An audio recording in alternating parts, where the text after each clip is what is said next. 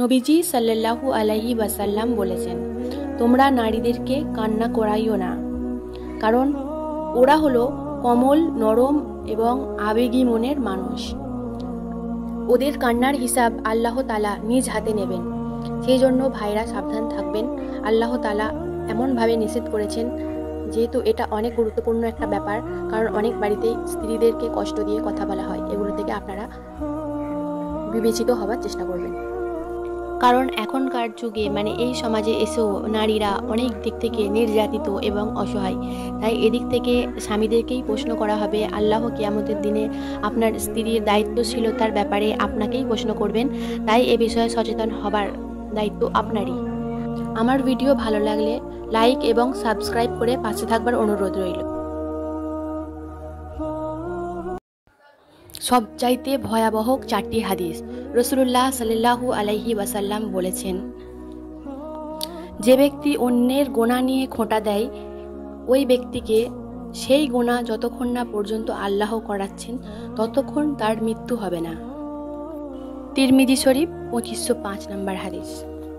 Number 2, রাসূল সাল্লাল্লাহু আলাইহি ওয়াসাল্লাম বলেছেন, তাদের মাথা পাথর দিয়ে ভাঙা হবে যারা ফজরের নামাজ না পড়ে ঘুমায় এবং যারা কোরআন গ্রহণ করে ছেড়ে দেয়।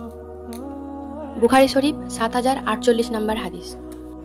নাম্বার 3, আল্লাহ তাআলা বলেন, তুমি ওই দিনকে ভয় করো যেদিন তোমার মুখে তালা লাগিয়ে দেওয়া হবে এবং তোমার কৃতকর্মের ফল তোমার হাত এবং পা সাক্ষী দেবে। আল কোরআন সূরা ইয়াসিন 26 নম্বর আয়াত। নাম্বার 4, আল্লাহ তাআলা বলেন, আমি ইচ্ছে করলে সবাইকে হিদায়াত দিতে পারতাম, কিন্তু আমার ওই কথা সত্য যে আমি মানুষ ও জিন দ্বারা আমার জাহান্নামকে পরিপূর্ণ করব। সূরা আল সাজদা আয়াত নাম্বার 13, আল কোরআন। হে নারী, কখনো কি ভেবেছ ভোর 4টায় আপনার মৃত্যু হলো, সকাল 6টায় গোসল, দুপুর 1টায় জানাজা, দুপুর 2টোয় আপনাকে দাফন করা হলো, তারপরে আপনার অস্তিত্ব কি? আল্লাহ আপনাকে কেন দুনিয়ায় পাঠিয়েছেন? না করলেন পর্দা আর না পড়লেন নামাজ। সেই জগৎটার জন্য কি কিছু করতে পারলেন? তাই সময় থাকতে নিজের হিসাবটা দুনিয়ায় বুঝে নিন, না হলে সারাটা জীবন আপনাকে পস্তাতে হবে। কারণ মৃত্যুর পরে অনন্তকালের যে জীবন, যে শাস্তি, সেটার কথা আমরা কম বেশি সবাই জানি, কিন্তু সেদিক থেকে আমরা সচেতন নই। আল্লাহ আমাদেরকে বোঝার তৌফিক দান করুক।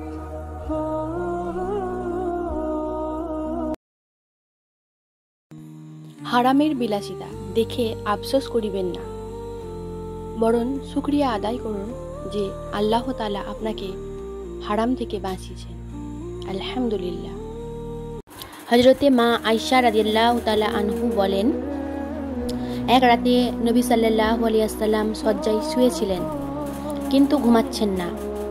আমি জিজ্ঞাসা করলাম, হে রাসূল সাল্লাল্লাহু আলাইহি ওয়াসাল্লাম, ইয়া রাসূলুল্লাহ, আপনি ঘুমাচ্ছেন না কেন? আপনি বিশ্রাম নিচ্ছেন না কেন? তিনি মৃদু হাসলেন, হেসে বললেন, আয়েশা, আমি কিভাবে ঘুমাই? আয়েশা, আমি কিভাবে ঘুমাবো যখন আমার উম্মতের হিসাবের দিনগুলো এত কঠিন হবে? তানার চোখে ছিলেন গভীর চিন্তা। আয়েশা রাদিয়াল্লাহু তাআলা আনহু বললেন, ইয়া রাসূলুল্লাহ, আল্লাহ তো আপনাকে ক্ষমা করে দিয়েছেন, তাও আপনি এত চিন্তিত কেন? রাসূলুল্লাহ সাল্লাল্লাহু আলাইহি ওয়াসাল্লাম বললেন, আমি কি আমার উম্মতের জন্য দোয়া করব না, তারা যেন সহজে জান্নাতে পৌঁছাতে পারে? আমরা সেই নবীর উম্মতি। আমরা বেনামাজি হয়েও দাবি করি আমরা উম্মতে মুহাম্মাদি।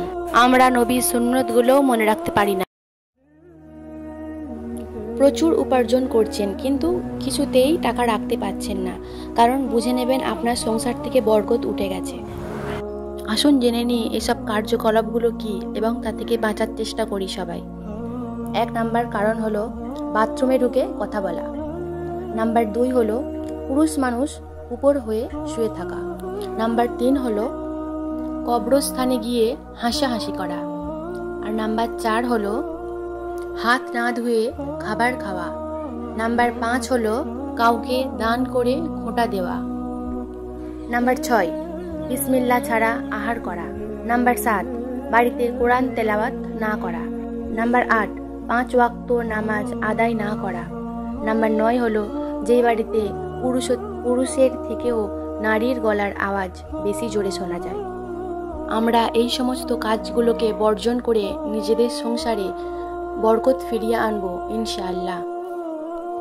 ভিডিওটা ভালো লাগলে লাইক এবং সাবস্ক্রাইব করে পাশে থাকবেন। আমার স্বামী আমার কাছে সবচাইতে বিশ্বাসের স্থান, যার বুকে আমার জন্য জান্নাত, যার এক কথাই আমি দুনিয়া ছাড়ব। আমি জান্নাত দেখিনি, তবে আমার স্বামীর ভালোবাসায় আমি জান্নাতের সুখ উপলব্ধি করেছি। একমাত্র মহান রব্বুল আলামিনকে ছাড়া যদি কাউকে সেজদা করা যেত, তাহলে আমি আমার স্বামীকে সেজদা করতে পারতাম, আল্লাহ যদি হুকুম দিত। একটা ভাগ্যবান বোনের লেখা, সৌভাগ্যবান বোনের লেখা।